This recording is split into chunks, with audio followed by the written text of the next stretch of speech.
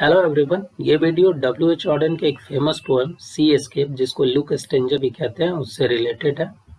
WH. Orton एक British American poet थे 20वीं century में, और उनका जो एजुकेशन वो ऑक्सफोर्ड यूनिवर्सिटी से हुआ। और जब उनका एजुकेशन हो गया उसके बाद वो जर्मनी गए, उसके बाद फिर स्पेन गए, जहाँ उन्होंने स्पेन सिविल वार में पार्टिसिपेशन किया। वो 1939 में अमेरिका गए और उन्हें 1946 में अमेरिकन सिटीजनशिप मिल गया। ऑर्डन काफ़ी ज़्यादा इन्फ्लुएंस थे जॉर्ज मेनले हॉपकिंस के पोइट्री से, साथ ही टी.एस. इलियट के पोइट्री से। ऑर्डन के एक कंटेम्प्रेरी पोइट थे जिसका नाम है स्टीफन स्पेंडर। उन्होंने उसको डिस्क्राइब किया है as the most accomplished technician who wrote poetry in English. He is also best known for the composing poetry on landscape, like his poems are on the wild, empty hills, barren places, industrial scene. So Orton का जो poetry है वो इसलिए ज़्यादा बेहतर माना जाता है इस चीज़ में, क्योंकि उनका जो पोइट्री के थ्रू आप लैंडस्केप देखेंगे वो अनपैरेलल्ड है। आपको जैसे उनके पोइट्री में मिलेगा जो वाइल्ड लैंडस्केप है, या फिर एम्प्टी हिल्स का, बैरन प्लेसेस का, इंडस्ट्रियल सीन्स का, इन सब का जो इमेजेस है, विजुअल इमेजेस है, वो भरपूर रहता है इनके पोएम सब में। अभी यहाँ आप दे सकते हैं जो इनका पोएम है सी एस्केप और लुक स्ट्रेंजर, उसके कुछ फेमस लाइन है।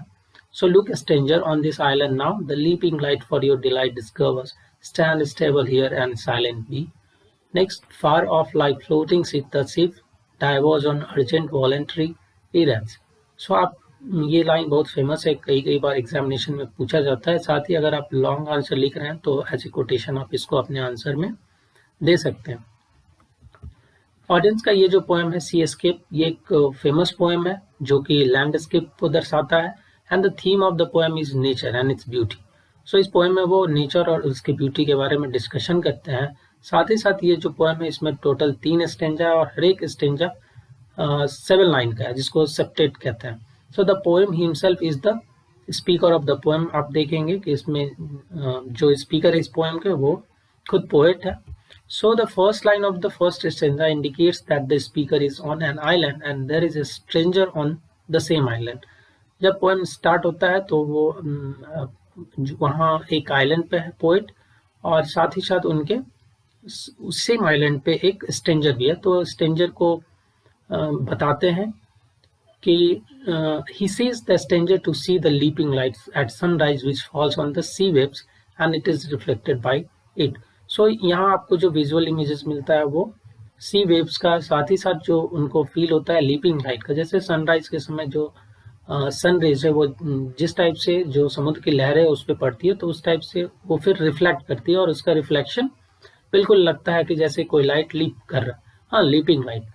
सो sea waves and is reflected by it. This is one of the discovers which will delight the stranger. और वो स्ट्रेंजर का कहते हैं कि ये जो लीपिंग लाइट है एज ए स्ट्रेंजर उसको काफ़ी ज़्यादा अच्छा लगेगा, ये काफ़ी इंटरेस्टिंग है। He also tells him to stand stable and calm to hear the swing sound of the sea. Further वो उस स्ट्रेंजर से कहते हैं कि अगर आप खुद को स्टेबल रखते हैं और काम रखते हैं तब you will be capable to see the sound of the sea. So जिस टाइप की समुद्र की लहरें से आवाज़ आ रही है, तो एक टाइप का यहाँ पे आपको ऑडिटरी इमेज आपको मिलता है।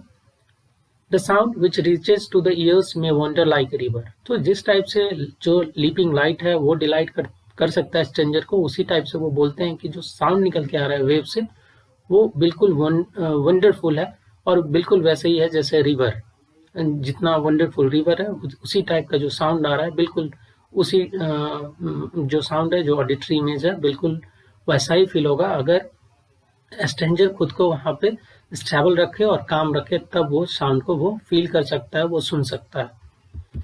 In the second stanza of the poem, the poet presents the attractive scenes of the cliffs on the island which is frequently touched by the sea wave.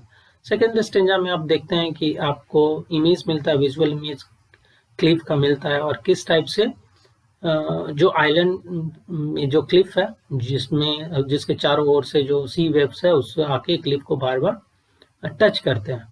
हाँ, so the small pieces of the cliff falls into the sea foam and the tall wall of the cliff opposes the sea waves due to the tide in the sea.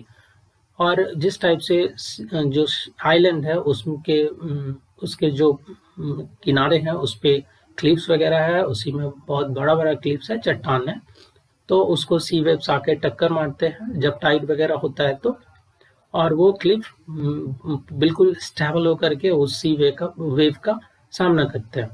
So due to the tide and the sea waves, the singles looks like struggling as well as girls can be seen on the shore like they are resting for a moment. So जब जब wave आता है Tide के दरमियान खास करके, तो वो क्या करता है अपने साथ साथ जो भी शीप वगैरह है और गर्ल्स जो कि एक काइंड ऑफ फिश है, सी फिश है, उसको अपनी लहर के साथ सी शोर पे छोड़ जाता है. तो मानो वो जो सीन है वो ऐसा है जैसे कि गर्ल खुद को थोड़ी देर के लिए रेस्ट करने के लिए वहां पे पड़ा हुआ है. इस टाइप से वो आपको different types of visual images second stanza में आपको देखने को मिलते हैं. In the third stanza the poet talks about the distant sailing ships which looks like seeds floating in the infinite sea. अब बात करते हैं फिर यहाँ पे बहुत सारा विजुअल इमेज है, जैसे लाइक सेलिंग शिप, उसके बाद इनफाइनाइट सी. तो standing with on the island with the stranger. So जब पोएट या स्पीकर आइलैंड पे खड़े होते हैं और देखते हैं दूर कहीं मर्चेंट शिप सब को देखते हैं, तो वो बिल्कुल ऐसा फील होता है जैसे कि सीड्स है, बीज हैं जो कि पानी पे तैर रहे हैं. आगे वो कहते हैं it seems that those are going to different direction for their self willed mission. और मानो कि वो सीड्स दिखते हैं, बीज दिखते हैं जो मर्चेंट शिप्स वगैरह डिफरेंट डायरेक्शन में जा रहे हैं. तो मानो कि सीड्स वगैरह पानी में तैर रहे हैं और वो लोग डिफरेंट डायरेक्शन में जा रहे हैं जो उनका मिशन है उसको फुलफिल करने के लिए. The poet compares the sight to the clouds in the infinite sky which looks like a mirror in the transparent C.